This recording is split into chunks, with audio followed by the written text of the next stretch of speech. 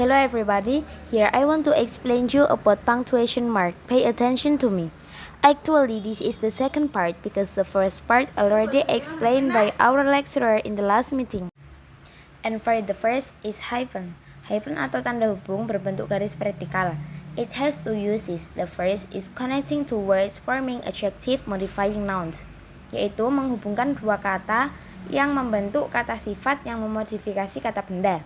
Contohnya, the horse is four-legged animal. Nah, di situ kita tahu kata four dan leg tidak bisa dipisahkan because mereka memiliki satu arti, yaitu hewan berkaki empat. Dan fungsi yang kedua yaitu to devise a word in the end of a line of typing or writing, atau membagi kata di akhir baris pengetikan atau penulisan. But untuk pemenggalan kata harus disesuaikan dengan suku katanya. Jadi kalau misal kita mau memenggal kata dalam dua baris yang berbeda, kita harus menggunakan hyphens agar tidak terjadi misunderstanding meaning. And the next is quotation mark, atau kita biasa menyebutnya tanda petik. Quotation mark is used for direction quotation. Tanda petik biasanya dipakai untuk kalimat langsung.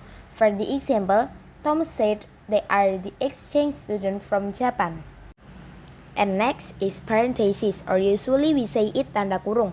Parenthesis is used for giving extra information or signaling a series item when enclosing a letter or number. Jadi biasanya tanda kurung ini digunakan untuk meletakkan kalimat atau kata keterangan tambahan setelah sebuah kalimat. Contohnya kata 1, 2, dan 3 di example yang kedua fungsinya hanya untuk menambahkan keterangan agar tidak terjadi kesalahpahaman.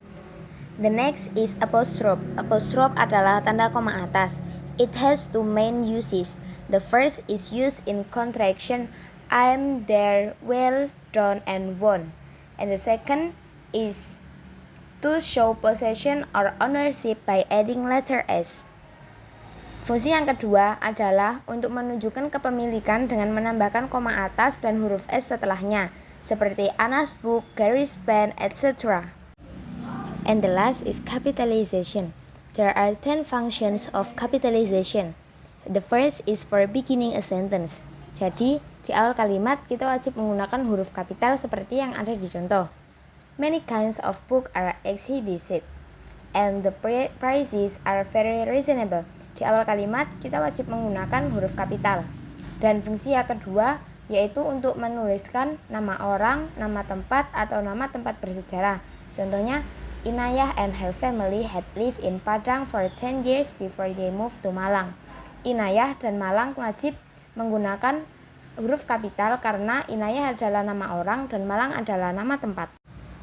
The third function is names showing family relationship. Seperti yang ada di contoh, kata uncle, auntie, dan mom ditulis dengan berawalan huruf kapital karena mereka menunjukkan hubungan keluarga dengan si penulis.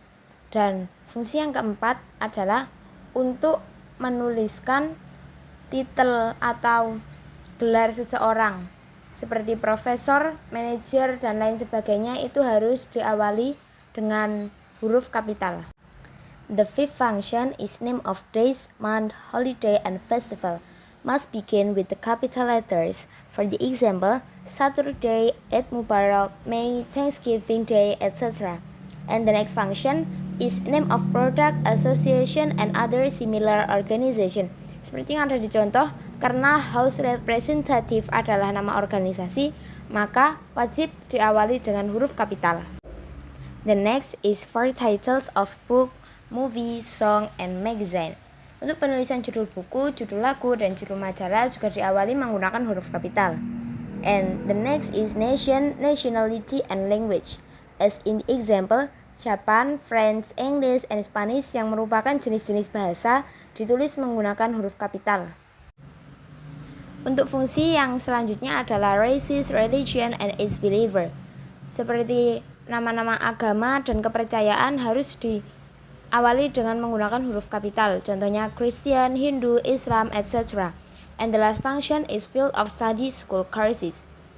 Seperti contohnya I take computer science as my major. Computer science yang merupakan nama program studi harus ditulis menggunakan huruf kapital.